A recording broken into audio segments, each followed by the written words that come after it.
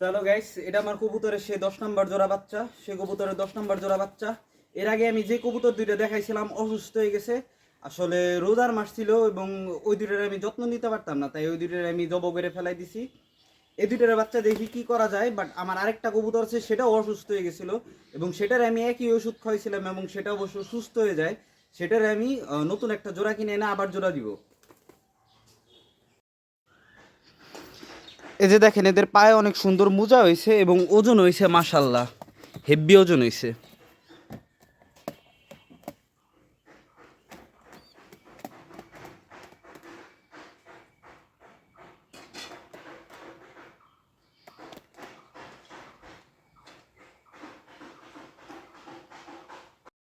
যে কবুতর যে কবুতরটা আমার অসুস্থ হয়ে গেছিলো, সেই কবুতরটার আমি ইউটিউবে দেখলাম যে এরকম সবুজ পায়খানা হলে নাকি হয়তো রানীক্ষেত হওয়ার সম্ভাবনা আছে। তাও আমি ইউটিউবে দেখছি এই ওষুধটা খাওয়াই দিলে নাকি এই রোগ থেকে সমাধান পাওয়া যায়। অবশ্য আমি সমাধানও পাইছি। যে দুইটা কবুতর আমার অসুস্থ হয়ে গেছিলো, যে দুইটাকে আমার জব করতে হয়েছে, ওই দুটো আসলে অনেক ঘন, ওই দুটারে অবহেলা করতে করতে অনেক ঘন সবুজ পায়খানা হয়ে গেছিলো। বাট আরেকটা কবুতর যেটা হয়েছিল, ওটার খুব তাড়াতাড়ি থেকে আমি এই ওষুধটা খাওয়াই দিয়েছি এবং আমি ফলাফলও পাইছি।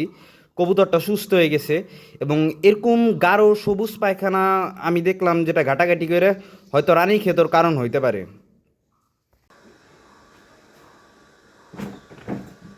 তো গাইস, এটারই আমার সবুজ পায়খানা হয়েছিল এবং এটারই আমি ওই ইমোটিন নামক ওষুধটা খাওয়াই দিয়েছিলাম এবং এটা এখন মাশাআল্লাহ অনেক সুস্থ আছে। এটার আমি আজকে ওই খাঁচায় শিফট করে দিব এবং এটার জন্য আমি দেখি একটা জোড়া নিয়ে আসবো। এটাও আমার ওই কবুতরের বাচ্চা, যেটা কেবল দেখাইলাম, এটা ওই একই কবুতরের বাচ্চা ছিল।